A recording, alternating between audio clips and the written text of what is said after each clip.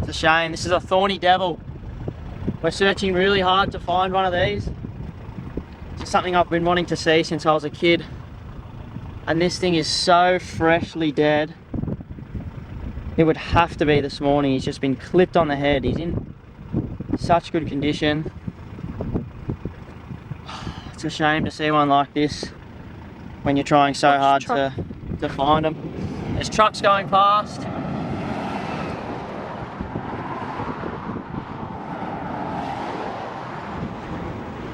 And that's exactly how these things get hit. They're not fast moving animals, they're slow moving. So they don't stand much chance against a big car. It's a bit gut wrenching, but hopefully we can find a live one of these guys, because they're an absolute dream species to find.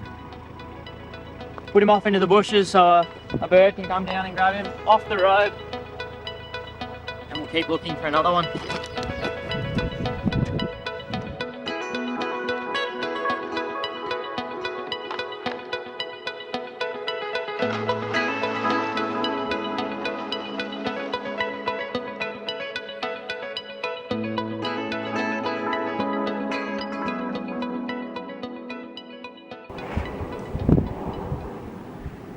There's not too many species out here that just leave you absolutely speechless. And the top one for me is the thorny devil. Like this guy here. This is one of Australia's most iconic reptile species, if not the most iconic reptile species in Australia. The body shape, the colour, the thorns all over. They're like a made up creature. They're like someone just drew it and brought it into existence. It's incredible to see one, and I'm a bit speechless myself.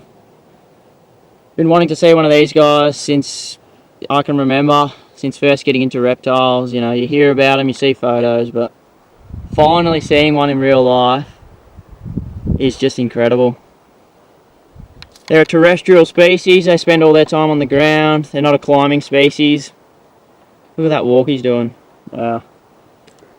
And what they spend most of their time doing is eating ants. They've got a pretty strict diet of small black ants.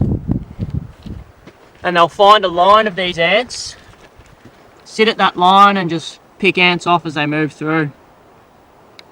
So it's a pretty cruisy lifestyle. They're not chasing down prey or anything like that.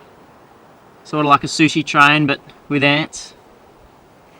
And you can see on the back of his neck there, he's got two larger thorns than are on the rest of him, and it's a pretty similar look to his head.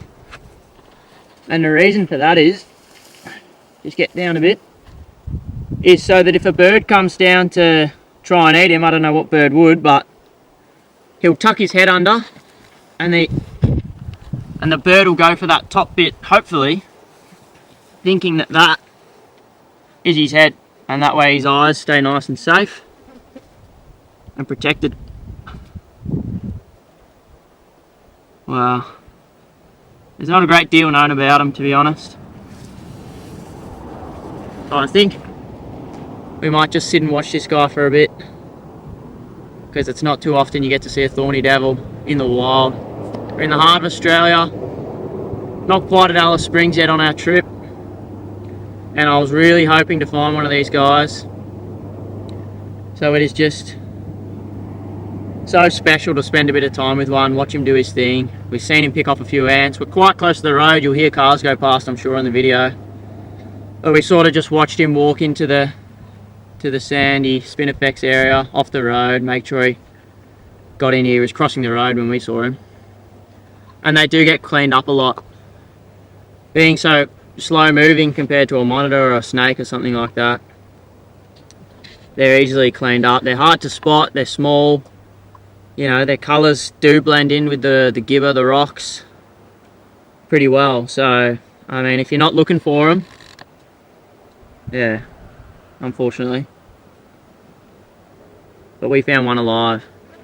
Probably saved him because he was, yeah, as I said, crossing the road. So it's an absolute win for us. And we're wrapped. Watch him for a bit longer, watch him do his thing.